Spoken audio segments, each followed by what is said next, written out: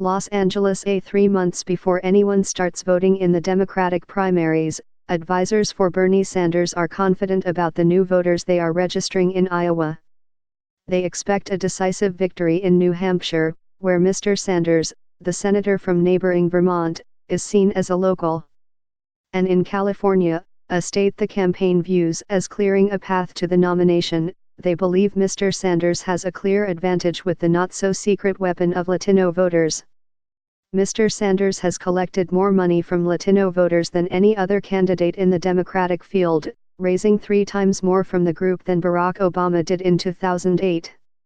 He leads among Latino voters in a set of new surveys conducted by the New York Times Upshot and Siena College, receiving 28% of the Democratic primary vote in 6 swing states. In fact, campaign advisors have made it clear, no other ethnic voting bloc is as important as Latinos. Mr. Sanders may be a 78-year-old white senator from Vermont, the state with the lowest Latino population in the country, but many Latino voters see him as the candidate who best embodies their hopes. Ato Bernie, they often call him, as if he were an affectionate uncle or a family friend. They are loyal Bernie Sanders supporters, and their adoration stretches back to 2015, during his first run for president.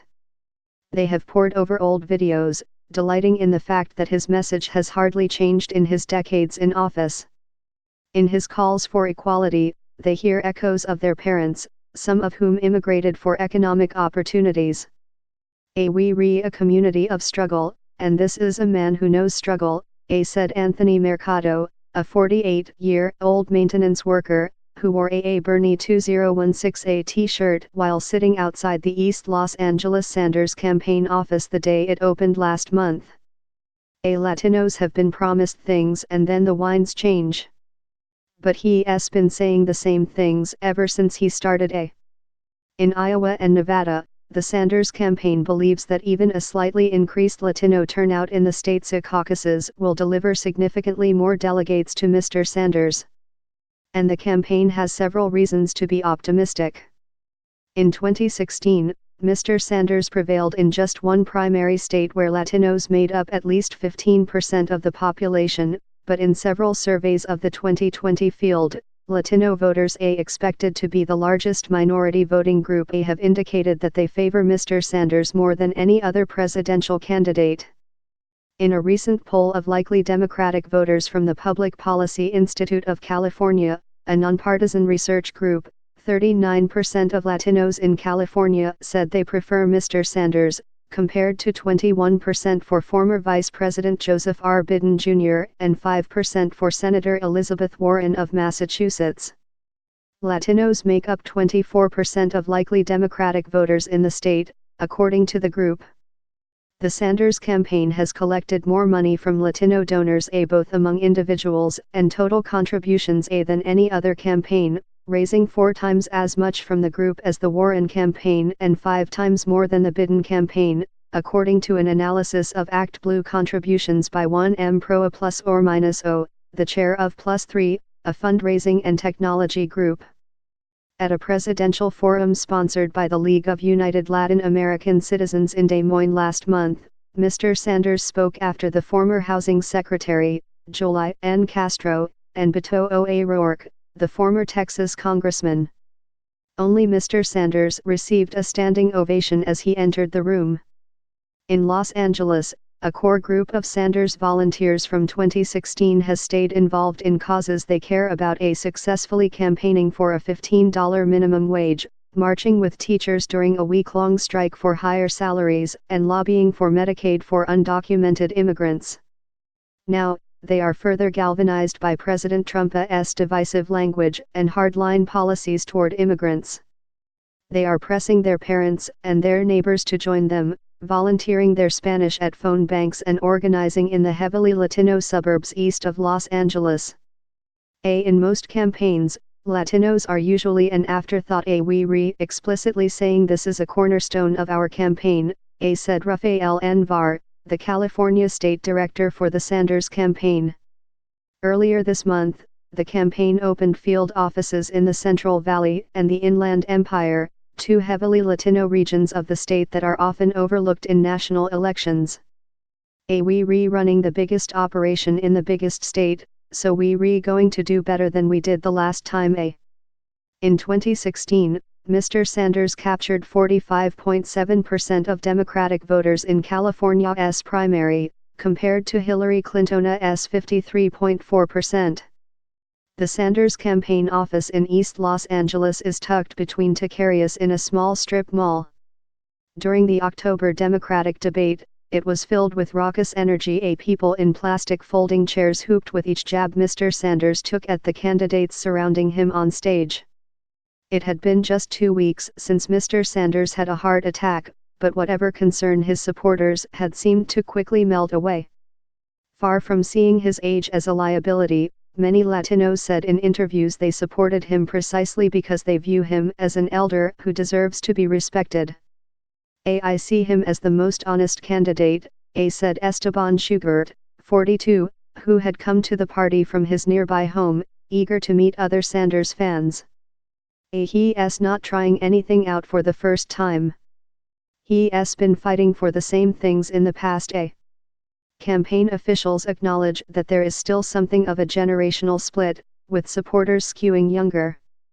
So organizers and volunteers are focused on outreach to older voters, many of whom primarily speak Spanish. Oriana Garcia, a 28-year-old production assistant, said she started Boyle Heights for Bernie group because Mr. Sanders is unknown among many of her neighbors in the historically and predominantly Mexican-American area, particularly those who mostly speak Spanish. In the older community especially, people will tell me they support Biden because they know who he is, but once I start talking about not taking corporate money and supporting a Medicare for all, they light up and are ready to flip, said Ms. Garcia, who is planning a tamales for Tio Bernia event in the area. Ms. Garcia said that despite holding steady jobs for the past decade, she has never received health insurance and instead relies on emergency rooms when she needs to see a doctor. There is so much need for health care in our community, she said. It costs everyone so much money that it gets everyone's attention. In interviews with Latino supporters in California and Iowa, many said healthcare was their top issue, pointing to parents who have gone bankrupt after surgery or have to travel to Mexico to see doctors. Even among members of unions that have fought to negotiate health care benefits, there is widespread enthusiasm for Mr. Sanders' Medicare for All proposal.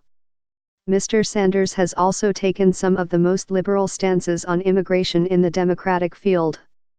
In an immigration policy plan released Thursday, he called for a moratorium on deportations and an end to immigration and customs enforcement raids.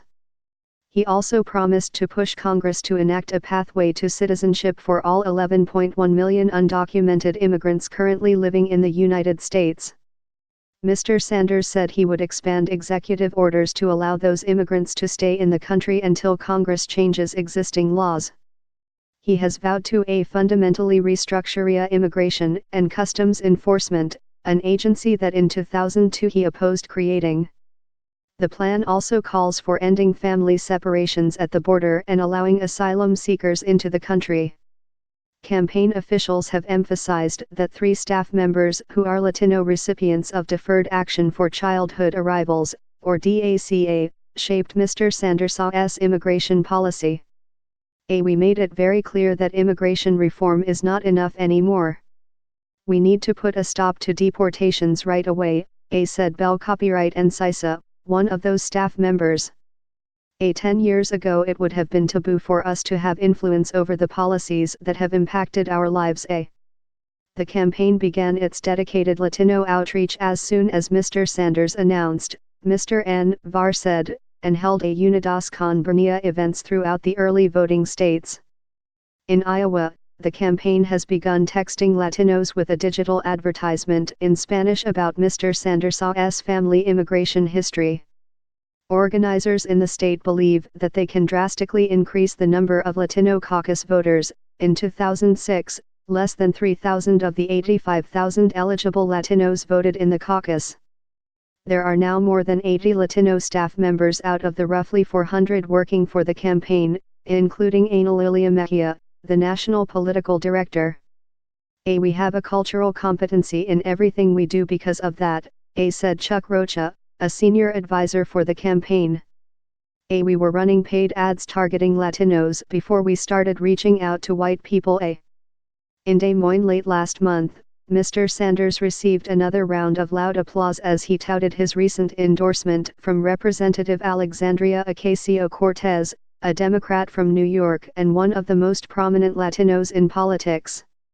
It gives me no pleasure to tell you what I suspect most of you already know, that we have a President of the United States today who is an overt racist, who is a xenophobe, Mr. Sanders began, before citing his own father's experience as an immigrant from Poland, fleeing anti-Semitism, fleeing terrible poverty. He added that his father came to this country and like millions and millions of people became the proudest American that you have ever seen.